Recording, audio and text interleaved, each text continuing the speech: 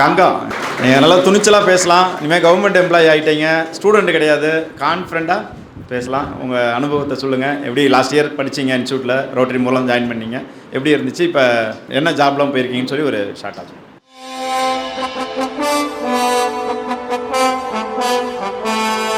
இன்ஸ்டாவில் வந்து ரோட்டரி கிளப்பும் இந்த மாதிரி நேஷனல் இன்ஸ்டியூட்டும் வந்து ஃப்ரீ கோச்சிங்காக எக்ஸாம் கண்டக்ட் பண்ணுறாங்க அப்படின்ற ஒரு வீடியோ வரும்போது அதையும் நான் ஸ்கிப் பண்ணிட்டேன். அந்த ஆப்பர்ச்சுனிட்டியும் எப்பயும் போல் நம்ம ஸ்கிப் பண்ணி அடுத்த வீடியோ பார்க்குற மாதிரி. அப்புறம் என்னோட ஹஸ்பண்ட் தான் அந்த வீடியோ என்னன்னு பாரு, என்ன டெஸ்ட்டுன்னு பாருன்னு சொல்லி என்னை மோட்டிவேட் பண்ணி கொண்டு வந்தாங்க.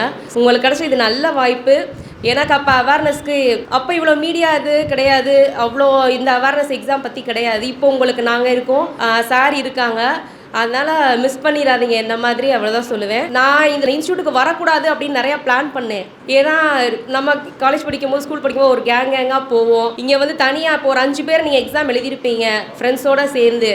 ஒரு பேர் பாஸ் பண்ணியிருப்பீங்க, 4 பேர் வந்து பாஸ் பண்ணாமல் இருப்பீங்க. அப்போ ஐயோ நம்ம ஃப்ரெண்ட்ஸ் வரலையே, நம்ம ஏன் வரணும் இந்த கிளாஸுக்கு அப்படின்லாம் நம்ம மைண்டு திங்க் பண்ணோம். ஏன்னா நானே இப்போ போன வருஷம் திங்க் பண்ணேன், தனியாக வரணுமா படிக்கணுமா அப்படின்னு.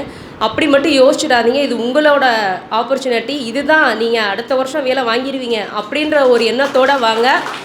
நம்ம தனியாக தான் கேரியருக்கு போகணும், தனியாக தான் போராடணும். ஃப்ரெண்ட்ஸ் கிடையாது, ஃப்ரெண்ட்ஸ் வரல அதனால் நானும் வராமல் இருந்துக்கலாம், ஃபஸ்ட் டே அட்டன் பண்ணி பார்ப்போன்னு நிறையா பேர் யோசிப்பீங்க என்ன மாதிரி. எனக்கு தெரிஞ்சு அப்படி யோசிக்காதீங்க. இங்கே அதுக்கப்புறம் நீங்கள் கிளாஸ் ஜாயின் பண்ண பின்னாடி சூப்பராக கிளாஸ் எடுப்பாங்க.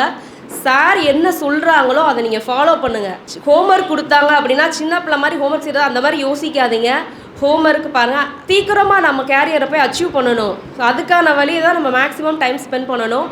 காலேஜ் இதை படித்தாலும் இதை மேக்ஸிமம் டைம் ஸ்பெண்ட் பண்ணி படிங்க. நீங்கள் சார் சொல்கிறத அப்படியே ஃபாலோ பண்ணுங்கள்.